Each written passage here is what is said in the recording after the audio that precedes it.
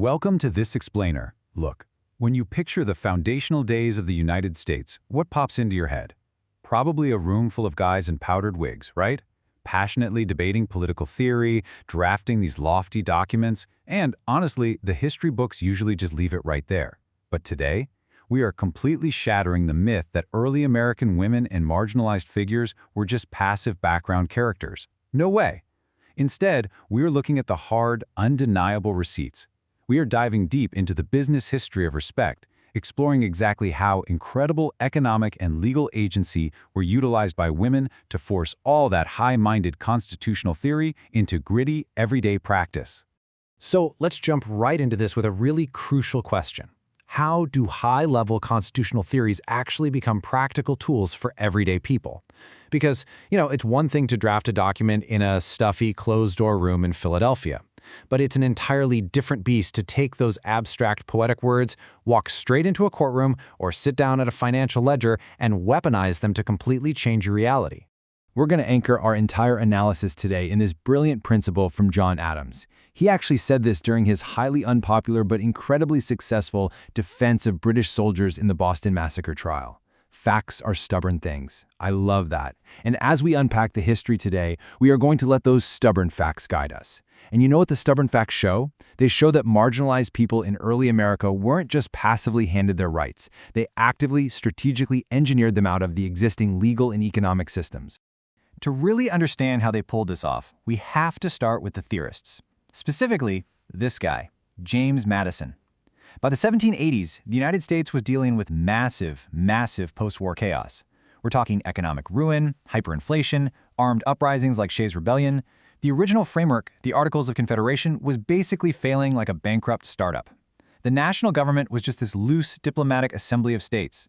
It completely lacked the course of power to enforce rules, raise revenue efficiently, or frankly, just keep the states united. Madison was terrified. He recognized that to actually save the Republic, a fundamental restructuring of the entire system was absolutely necessary. So Madison's fix was the Virginia Plan. And when he presented this at the Constitutional Convention, it wasn't just a minor tweak to the old rules. It was a total corporate restructuring of the American government. It broadened the debate from just, revising the old articles to creating a completely new national framework entirely from scratch. This was literally the very first document to propose a revolutionary separation of powers into an executive, legislative, and judicial branch. But almost immediately, a massive power struggle broke out. See, the Virginia Plan essentially wanted representation treated like corporate shares. If your state had a bigger population, boom, you held more shares and wielded more legislative power. Naturally, the smaller states pushed back fiercely with the New Jersey Plan. They demanded a single-chamber legislature where every single state got an equal vote, no matter how small they were. This intense clash of interests is ultimately what forged the Connecticut Compromise, which gave us the two-house Congress we still use today, a House based on population shares and a Senate with strictly equal representation. Concurrently, though, and this is super interesting, years before the Federal Convention even took place, John Adams had already laid the intellectual groundwork for this exact kind of structure. Back in his 1776 pamphlet, Thoughts on Government, Adams proposed a very similar three-branch system. But crucially, he uniquely insisted on creating a strictly independent judiciary. He argued that judges had to be totally isolated from the passions of the populace and the pressure of politicians.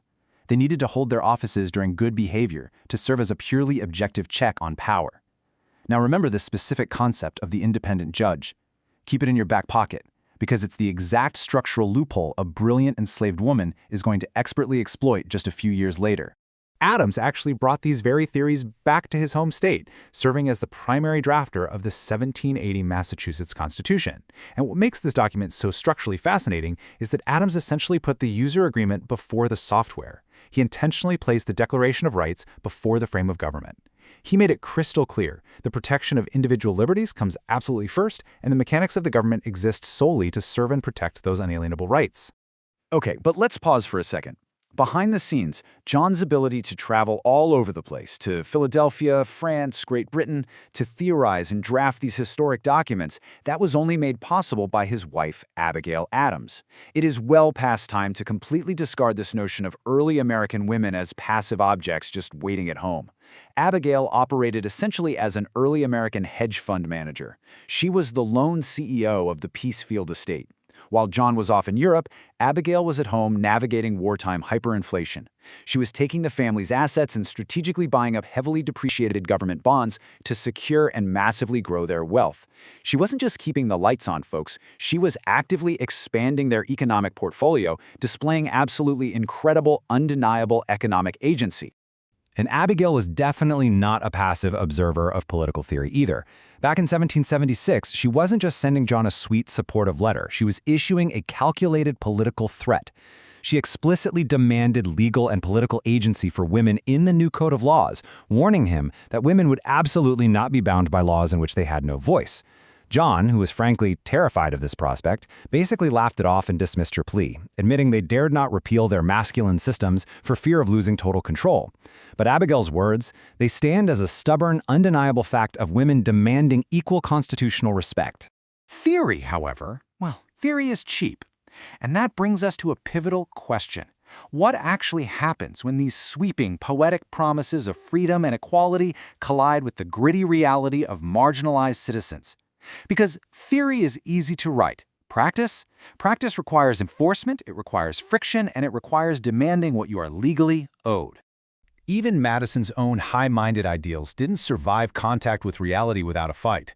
Initially, at the 1787 convention, Madison didn't even want a Bill of Rights. He honestly believed the Constitution's enumerated powers were a strict enough limitation. But by 1788, the ratification of his entire project was in total jeopardy. To save his corporate restructuring of the government, Madison had to pivot hard. He completely flipped his position and eventually drafted the very amendments he once thought were totally unnecessary. The intense pressure that actually forced Madison's hand came straight from the anti-federalists.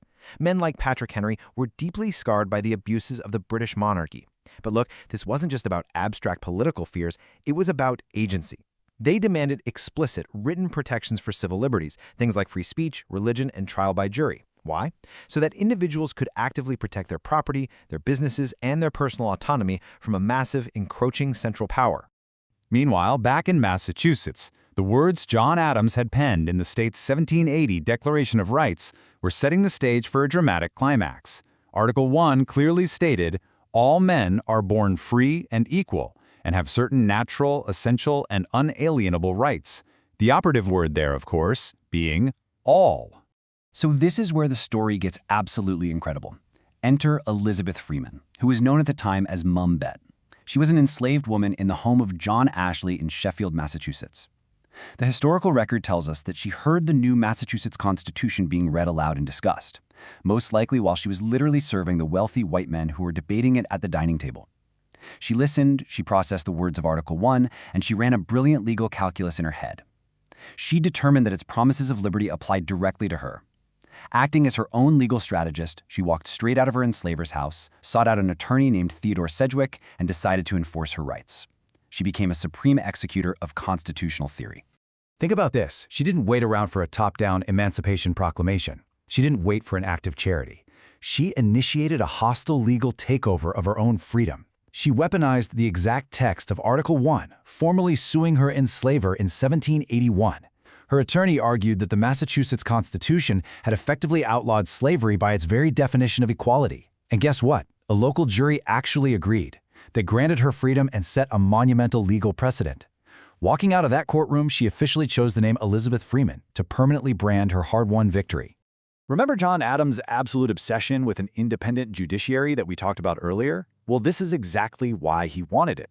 Building on Elizabeth Freeman's incredible momentum, the Quock Walker case reached the state's Supreme Judicial Court in 1783. Chief Justice William Cushing didn't bow to the wealthy enslavers or cave to political pressure. He looked squarely at the state's corporate charter, its constitution, and explicitly instructed the jury that the idea of slavery was fundamentally, legally repugnant to it. The result of all this strategic action? 0. That is the exact number of enslaved people residing in Massachusetts by the 1790 census. 0. And this wasn't because politicians suddenly grew a conscience and passed the new law.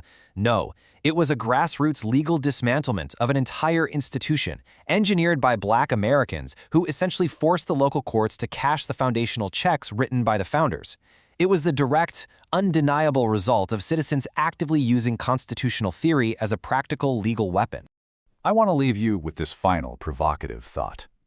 Considering the incredible economic leadership of Abigail Adams, as she essentially single-handedly kept the family enterprise massively profitable, and considering the brilliant legal triumphs of Elizabeth Freeman, who utilized constitutional text to literally end slavery in her state, how does this reshape our view of who actually built the American Republic?